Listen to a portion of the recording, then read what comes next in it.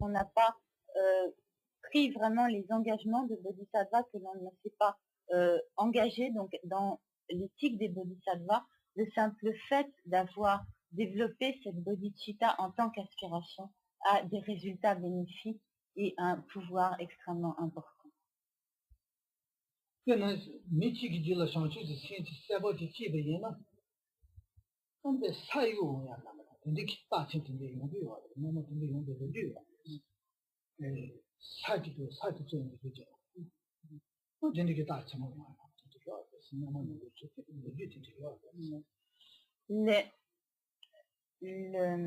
Le développement, attendez,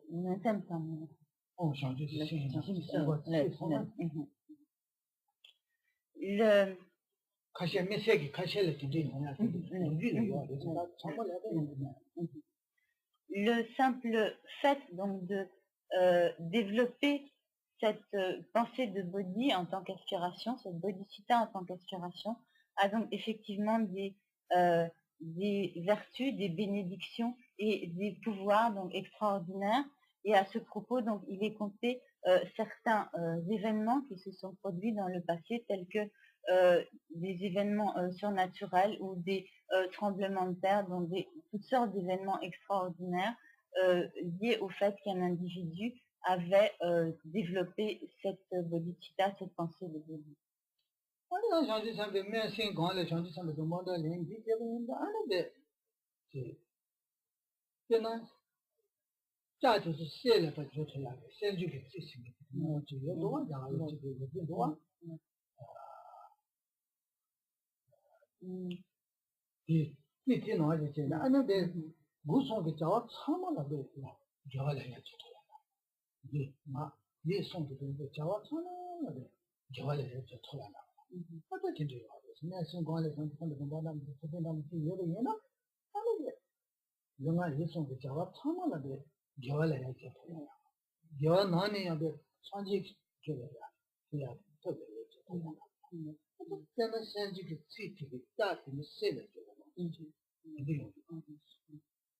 Et si, sur la base de cette pensée de bodhi, de cette bodhicitta en tant qu'aspiration, on prend les engagements de bodhisattva et on s'engage donc véritablement à la pratique des bodhisattvas, cette éthique des bodhisattvas a un pouvoir encore plus extraordinaire, car elle est comparable et comparée à disons comme la substance merveilleuse qui permet donc de transformer le fer en or, donc à cette alchimie donc merveilleuse par laquelle le fer se transforme en or. Et car en effet, donc le développement de cette éthique des bodhisattvas, la pratique de cette éthique des bodhisattvas, fait que toutes les actions du corps, de la parole et de l'esprit deviennent comme quasiment naturellement des actions positives, vertueuses, et que de ce fait, toutes les actions du corps, de la parole et de l'esprit deviennent des actions qui conduisent vers la réalisation de l'état de Bouddha.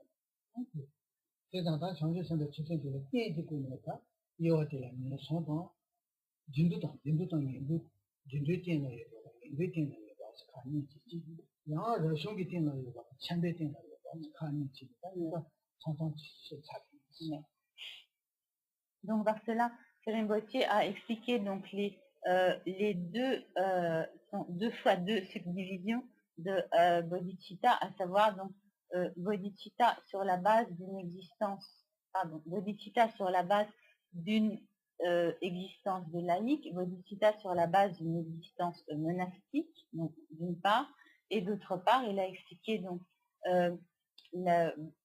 bodhicitta, la pensée de bodhi, sur la base d'une existence inférieure, et la pensée de bodhi sur la base d'une existence supérieure.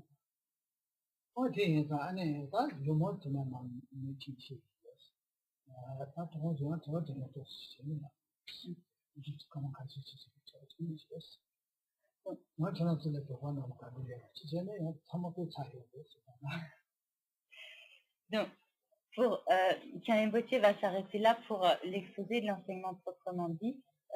il souhaite donc laisser un peu plus de temps pour les questions parce qu'il pense que vous avez peut-être donc certaines questions, certains doutes à éclaircir, à moins que tout vous semble parfaitement clair.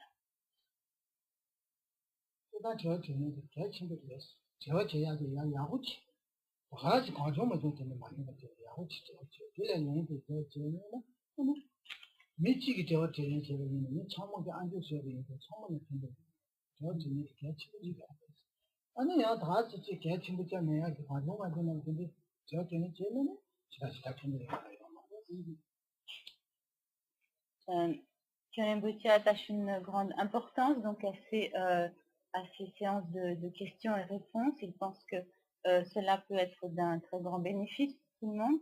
Pour cela, il pense important donc que vous réfléchissiez bien d'abord donc aux questions que vous voulez poser, donc de manière à pouvoir donc exposer clairement cette question et de manière aussi donc à pouvoir avoir la réponse adéquate donc à votre question.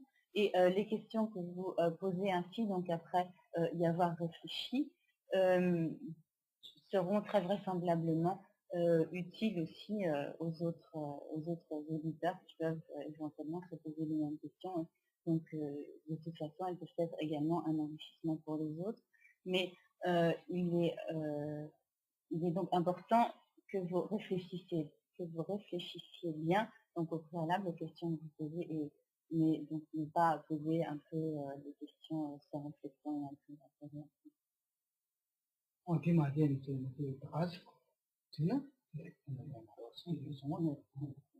Car donc les questions que vous pourriez poser un petit peu à tort et à travers, sans y avoir bien réfléchi au préalable, n'auront pas la même utilité.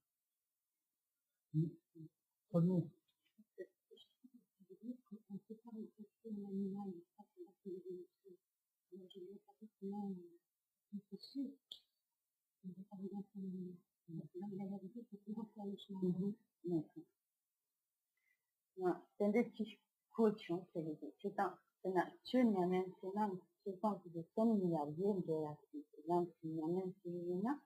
ma non dola saya yo mare c'est un tende non dola c'est un niveau de ma lenya ça c'est tendance c'est dans mon vécu là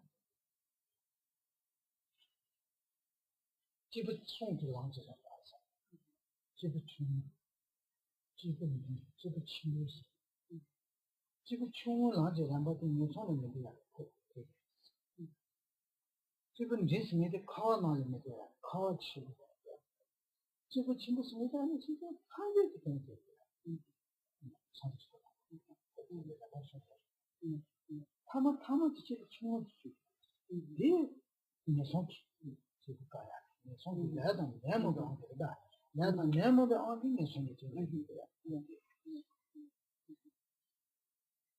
Donc, il est effectivement possible donc, de retomber dans des états d'existence inférieure.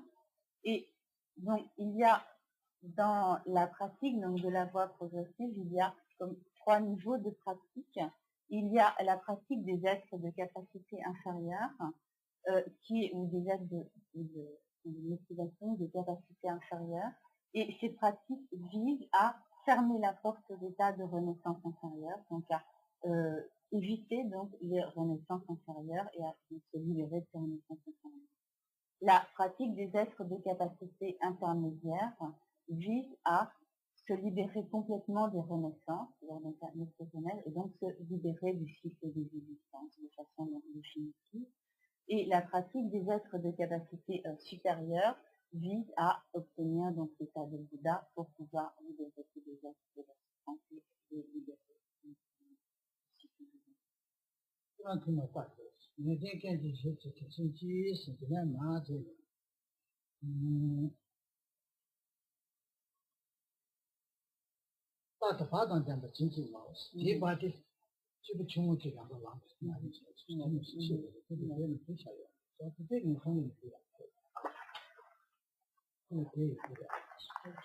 Excusez-moi, j'ai un genou qui a des problèmes.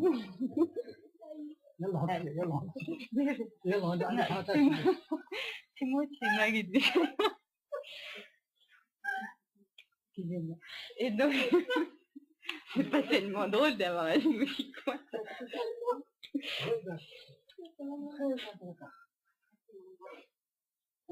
Comme ça.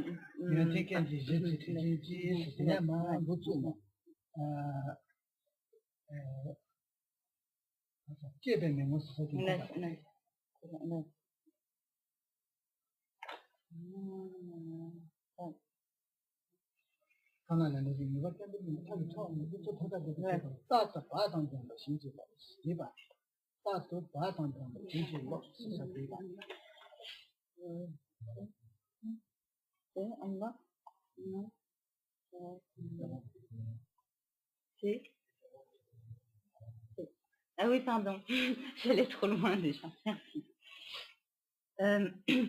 Et donc, dans le texte donc, de Yunten Chiyoma, que nous recitons donc au début de l'enseignement, les 3 premiers versets, depuis donc Yunten Kyungi Shirike, jusqu'à la fin donc du 3e, donc la 3e strophe, donc Tasupa Sandempa Chingilok, tous ces 3 paragraphes, ces 3 versets, en fait, résument la pratique des êtres de capacité inférieure, c'est-à-dire la pratique qui permet de fermer la porte des renaissances intérieures, donc de se libérer de l'état d'existence intérieure.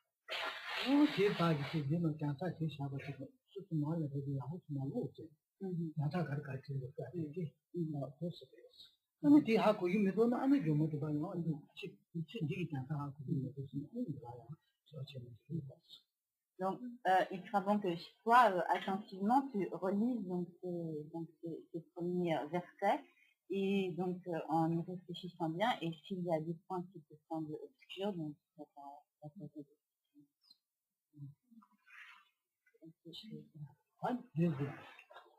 J'ai pas bien compris l'explication de l'éthique sur la base de l'existence intérieure. J'ai pas bien compris, et pourquoi un bodhisattva prendrait la décision de remettre donc ça, peut-être nous rappeler quelles sont les existences, les états d'existence intérieure. Il y a les animaux, il y a moi, comme je dis, il y a deux la scène quand ils viennent de culture, il y a deux scènes là. Sometimes Devoshita Haguyamare, and Sena Sanchum Senbaina, and Samshin Karechen, and Sena Yend Chewa, Mayaki, the Wati,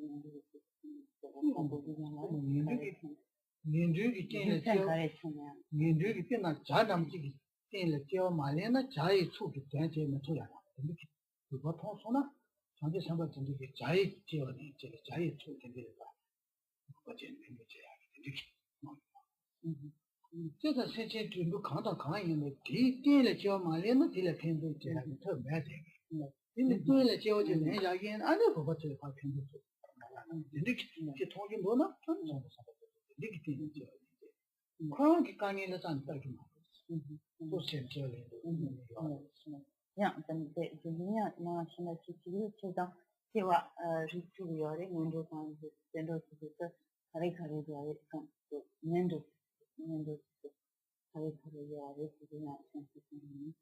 qui là, ils sont Nawa, il n'est pas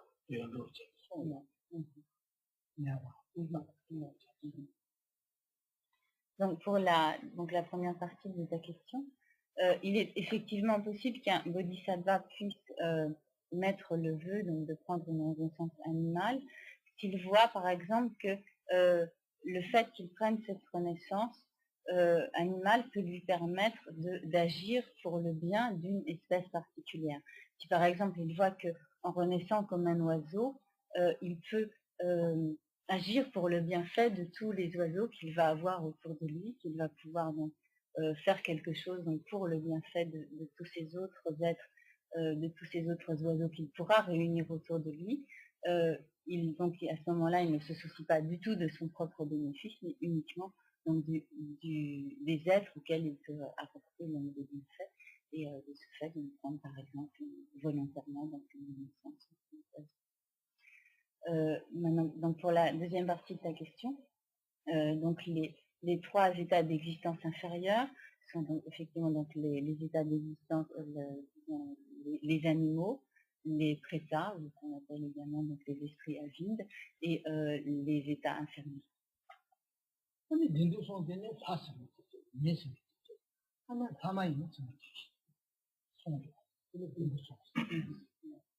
Et donc dans les états d'existence supérieure, il y a également donc trois catégories d'existence. Donc il y a les êtres humains, il y a donc ce qu'on appelle les devas ou les êtres célestes, et il y a également donc les asuras que l'on appelle aussi comme des sortes de demi-dieux.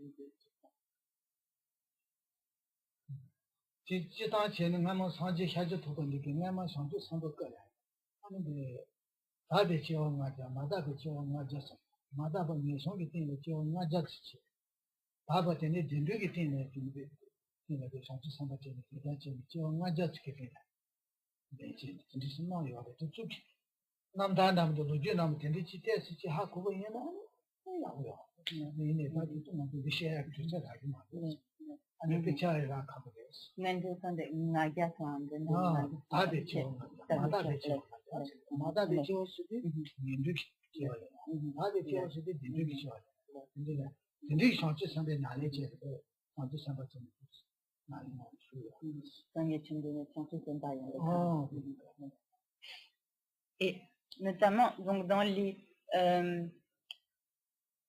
disons, les histoires des vies passées du Bouddha, donc où il est relaté donc tous les événements donc de ces vies passées, et notamment donc tous ces faits, toutes ces actions, les actions qu'il a accomplies alors qu'il était un bodhisattva.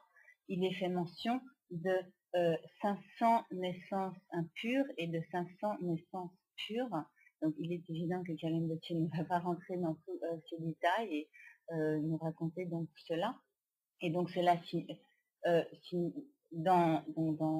ce moment-là, donc il est fait mention de 500 naissances que le Bouddha, alors qu'il était un bodhisattva, a prises donc dans les états d'existence inférieure pour donc accomplir le bienfait des êtres, et également donc de 500 naissances qu'il a prises dans les états d'existence supérieure.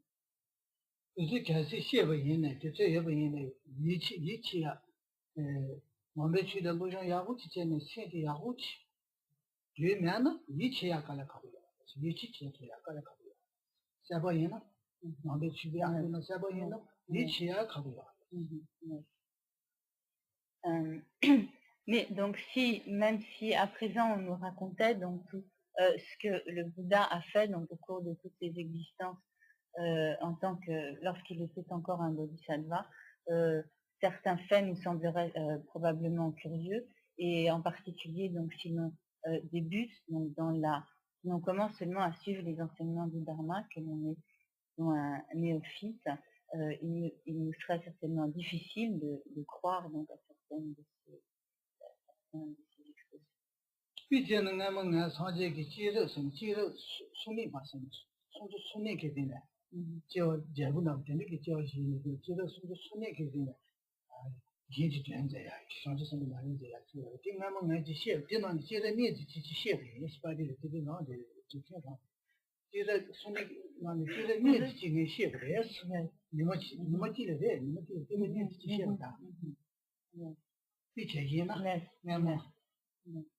Par exemple, il y a déjà quelques années, lors d'un enseignement que Karen Boche avait donné à Paris, en 84, non, pardon, 81,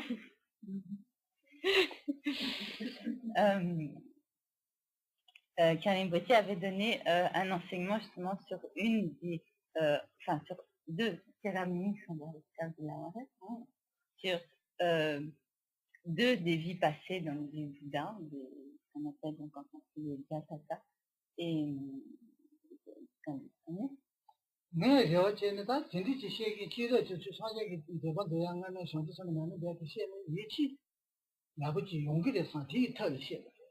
예치지야기 털래. 이게 뭐에 취래 예치지야기 털. 땀벌에 그게 대버지야기 털래. 내상 뒤동시에. Et donc à ce moment-là, Karim Bochi avait donné ses enseignements donc sur les vies passées du Bouddha en pensant que les disciples, en entendant donc ce que ces vies du Bouddha avaient d'extraordinaire, donc ces enseignements susciteraient chez les disciples donc une grande dévotion, une grande foi dans les enseignements.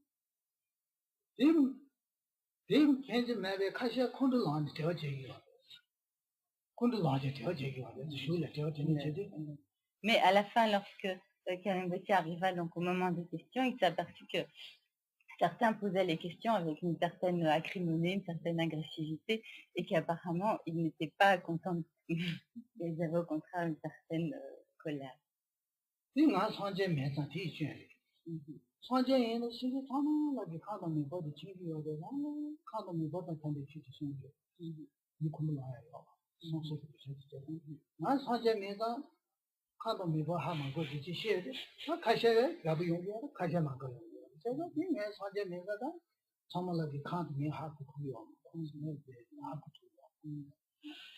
Karim Bochi dit cela a pu se produire parce que lui-même donc n'est pas un Bouddha et que si le Bouddha avait donné donc un enseignement à ce moment-là, il aurait su ce qu'il devait enseigner, qu'il soit parfaitement adapté aux dispositions des disciples donc à ce moment-là. Mais donc comme Karim Bochi n'avait pas donc cette connaissance à ce moment-là, donc de ce qui était parfaitement adapté aux dispositions et à la réceptivité des disciples, effectivement, donc il a rencontré.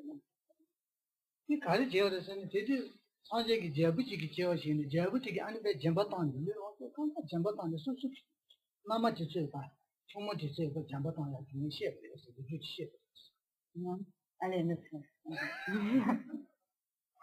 ne maintenant, 보고도 됐어.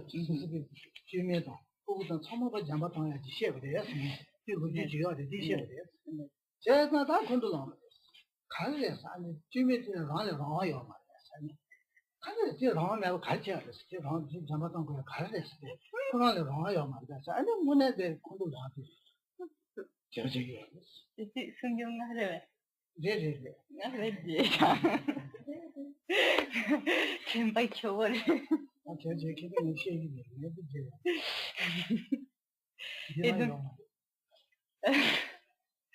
Et notamment donc à ce moment-là, Karim Bochi avait parlé donc d'une des vies du Bouddha où le Bouddha était donc un roi et ce roi avait développé une très grande pratique de la générosité et donc dans cette pratique infinie donc de sa générosité, il avait donc donné sa femme, ses enfants, etc. Et donc la réaction donc d'une des personnes dans l'auditoire a été de dire mais de quel droit est-ce qu'il donnait sa femme? Parce que la femme n'avait pas son libre arbitre et la liberté de choisir ce qu'elle voulait faire d'elle-même, etc. Donc enfin, et cela est le signe effectivement, alors qu'il avait donné ses enseignements en pensant que cela pouvait éveiller la dévotion, la confiance des auditeurs envers les qualités du Bouddha. Donc ce n'était pas tout à fait l'effet qui avait été produit, tout au moins pas pour tout le monde.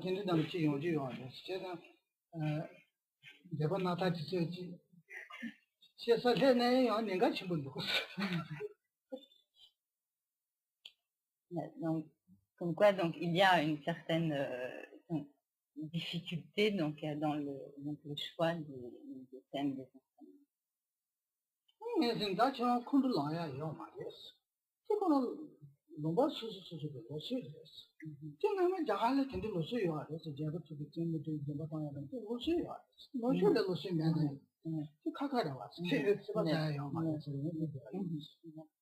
Donc à cette question, Karim Bochi avait répondu que effectivement aujourd'hui cela peut nous sembler très bizarre parce que cela est tout à fait étranger à notre culture, tout à fait étranger à nos coutumes, mais que dans l'Inde ancienne, cela était quelque chose de tout à fait normal, que par exemple par générosité, le roi puisse donner à son enfant. 다 사서 저기는 다 다시 사서 안 잡아야 다 그럼 Donc, Yannick Gauthier s'arrêtera là et donc nous allons faire maintenant les questions. 훨씬 Oui.